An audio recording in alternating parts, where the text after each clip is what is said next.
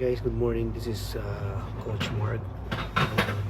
This is my first trade dito sa bago nating formula na nakita. Pero syempre, sa tulong to ng ating Panginoon Diyos na para natin to nakita yung wisdom na to. Syempre, kailangan natin ng tulong niya. So, ito nga dito sa formula ko is mag-start ako dito ng 8 a.m. to analyze the trend. What? At 8 a.m. kasi nag-start yung market. So, i-analyze ko lang yung trend kung saan siya papunta. Ano Kailangan raw? mo lang i-highlights first yung, syempre, yung first 5-minute time frame, kung nakikita nyo dito, doon siya nag-start sa kulay dilaw, natapos siya doon sa kulay parang pink ba yan, or ano?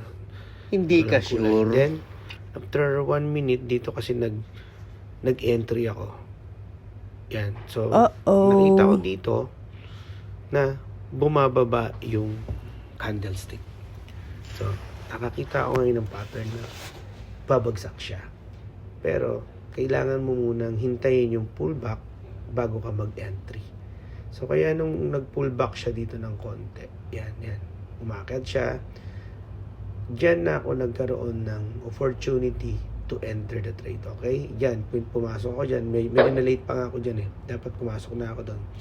Pero okay lang kasi hindi naman siya ganun kalayo pa rin. Then, kailangan maglagay ka ng stop loss para syempre sure yung yung trade mo na hindi ka talaga maubos at hindi masusunog yung account mo. Wow! So, habang hinihintay ko yan, so ako dyan, nag-trailing ako. Ibig sabihin, binababa ako yung stop loss dyan para at least kung pagka medyo bumagsak na siya ng konti, ilalagay ko siya sa break-even. So, yun, para safety yung trade natin, at least hindi maubos yung account natin. Kung nakikita nyo, yan, ibababa ko yung stop loss dyan to break-even. Then, hihintay lang tayo ng ilang minuto. Pero sa totoo lang, kung malaki tong account, kung malaki tong capital dito, ito malaki na rin tong malaki na rin yung gain nito. Pero dahil since maliit lang yung capital dito, so talagang hinihintay ko pa yung target goal ko na makakuha ko at least $50 per trade. So ayan, bumagsak na siya. Diyan ko na inusog yung stop loss ko. Pero you can see na nakikita nyo na mabagsak na talaga siya. Ayan. Tapos chinecheck ko kung babagsakan niya pa ba itong kung ma-break niya yung support dito. Yun. Di ba? Yung support na yun. Pag na-break niya yan, may tendency bumaba pa siya ng bumaba. Okay? So you can see, may $25 na ako dyan. Kung tutusin, pwede na yan. Pero dahil kailangan mo magtiwala sa sa setup mo eh. So, yan. Kaya hinihintay ko pa.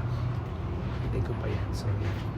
Nung nakita kong nandoon na siya sa doon sa support kanina na yun, na break niya, and mas lalong naging confident ako na babagsak siya.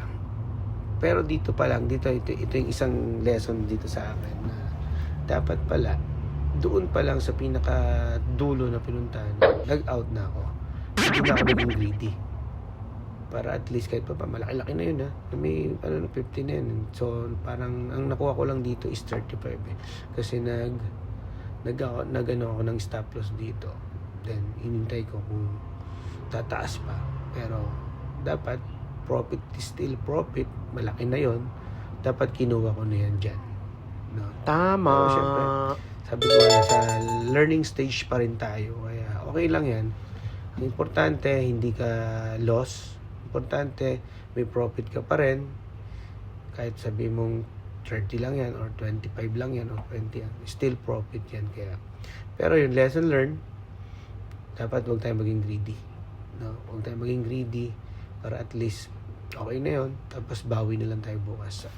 Guys, ito pa pala yung isa pang napag-aralan ko dito. siguro makontento tayo siguro. Hindi na natin kailangan mag-overtrade katulad ng ginagawa ko dati. Kasi doon ako naubos eh. Katulad dito, natalo pa ako dito eh. Kasi nanalo na ako, tapos nag-trade ulit ako na nag-trade hanggang sa nasunog yung capital ko. So, yun lang guys. Sana may mga napulot kayo dito sa bago kong formula. Ngayon, kung gusto nyo matutunan to, kung interested kayo, pwede kayo mag-comment dito, pagtulungan natin para natin gagawin yung trade na mas madali at walang masyadong hassle.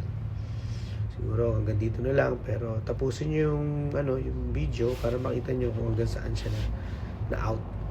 Pero sayang pa rin, di ba? Kung in-out ko na siya kanina, mas malaki sana yung profit ko. Okay guys, thank you. And God bless sa inyong lahat. Maraming salamat. And don't forget, bago ka mag-trade, you need to pray first. And syempre, manghingi ka ng wisdom. At hingi mo. At tignan mo kung ano yung plano sa'yo. Kung ano yung plano ni God, hindi yung plano mo ang masunod. Tanggalin mo yung pride mo. Yan, importante, mag-repent ka. At si Lord ang bahala sa'yo. God will provide. God bless you all. Bye.